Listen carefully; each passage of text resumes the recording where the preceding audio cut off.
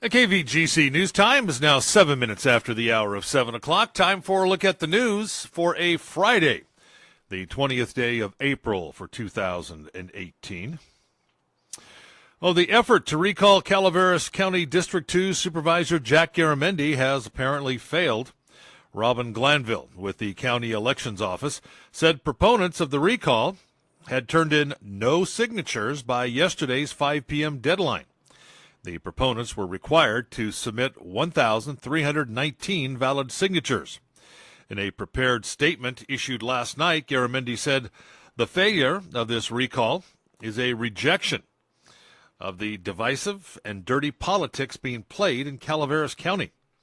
The recall proponents, led primarily by persons who do not live in the District 2 that I represent, knowingly base their campaign on outright lies. Now, Garamendi has advocated for regulation of cannabis cultivation for commercial purposes, and he voted against the current ban approved by a 3-2 Board of Supervisors vote in January. Proponents of recalling Garamendi are in favor of that current ban. Garamendi said the effort to recall him was run by a radical fringe group and was a coordinated effort to intimidate him and other supervisors who did not support their pro-ban position on cannabis cultivation for commercial purposes. Granville did say proponents for recalling Garamendi can start the recall process over again if they want to, but they would have to start again from square one. Well, residents in rural areas of California that for 6 years paid the $150 SRA fire fee should not expect a refund. The fire fee ended last year as part of a legislative compromise when the state's cap-and-trade program was renewed. Senator Berryhill introduced Senate Bill 1044, which would have sent refunds to property owners who were subjected to the earlier fee. However, the bill failed to gain support this week in the Senate Governance and Finance Committee. Berryhill said while he is pleased the tax was suspended back in 2017, the property owners who paid millions of dollars from 2012 to 2017 deserve a more complete remedy, saying with the current state budget surplus, there's more than enough money to refund the unconstitutional tax forced on nearly 800,000 rural property owners.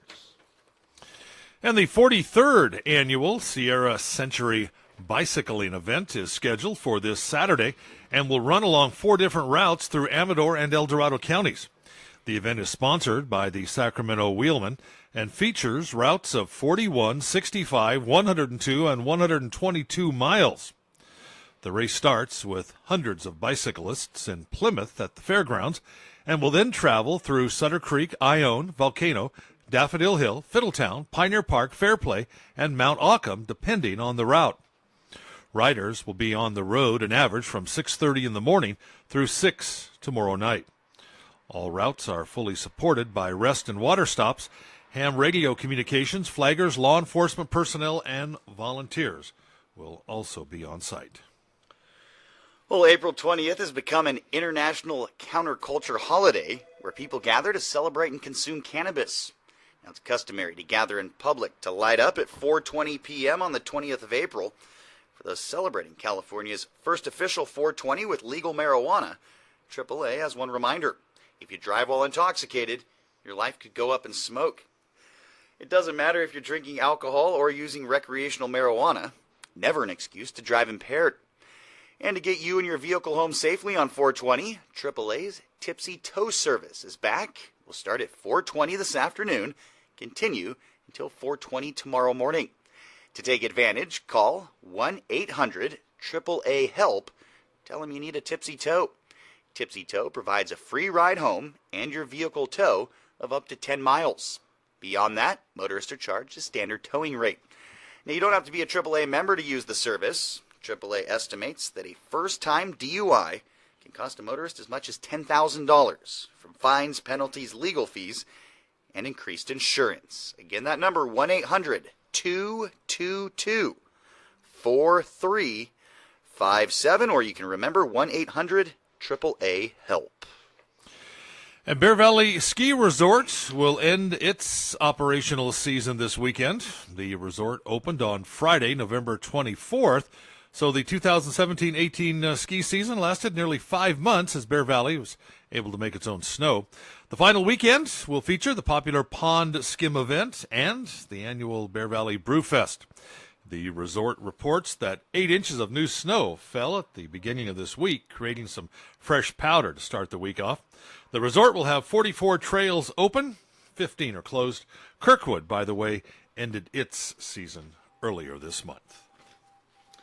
And still reminding you guys about the PG&E underlying gas work going on in the city of Jackson.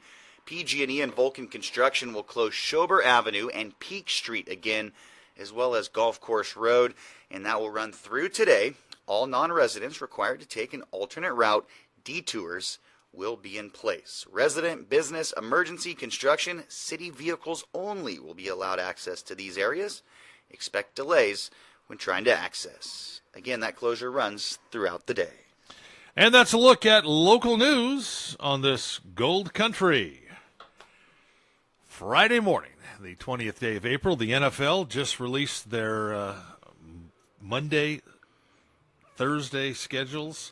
Niners and Raiders, week 9, Thursday night, baby. Right there. I'm looking at it right now. John Gruden, Jimmy Garoppolo. That ought to be both teams got some promise, man. Yeah. Let's see.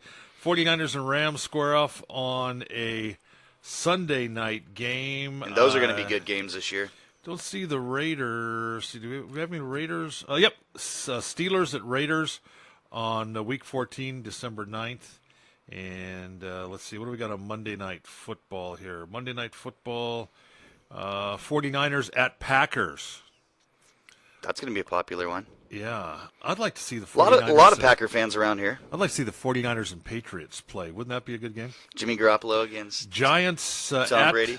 Giants at the 49ers on November 12th. They're going to be a lot better this year. Let's see. Do we have any more Raiders games on there? Rams at Raiders. That's actually the first week. You know how they do the 2 games on the first week? Yes. That'll be the Rams and the Raiders and the Jets at the Lions. Yeah, I know it's been several years since John Gruden coached in the NFL, but he's been around the game. He knows the game. He's progressed with the game as well. I am really curious to see how the Raiders do this year. I think they're going to have a heck of a season. Here's a treat for you. On Christmas Eve. Christmas Eve. Broncos at Raiders. That's the final Monday night game. So everybody will be – I wonder if we'll be down at BG's. I wonder if Bart will have the buffet on that'll be a nice – huh? The Raiders are pretty much rivals with everybody in their division, though. But yeah, Raiders and Broncos, nice divisional game. Right on. So that wraps up a look at the news. Remember, for the latest news, traffic, and weather 24 hours a day, join us here at All Sports Radio. Visit our website, kvgcradio.com. From the KVGC News Center, I'm JD. And I'm Jim Geedy reporting.